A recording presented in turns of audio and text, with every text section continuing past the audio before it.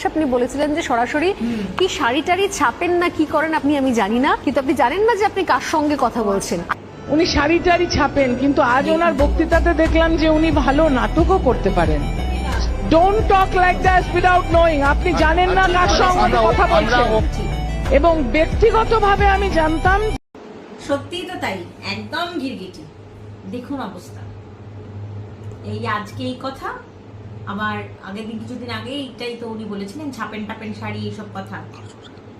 এখন দেখুন কি অবস্থা, কি বলছেন, এখন আবার ওনার স্টোর থেকেই নাকি দু একটা শাড়ি উনি কিনবেন। সত্যি আপনাদের ধন্যী ধন্যী মেয়ে আপনারা, একদম প্রপারলি নামকরণের সার্থকতা রয়েছে মনে হয়, কাকলির মতন কলতান করে চলেছেন।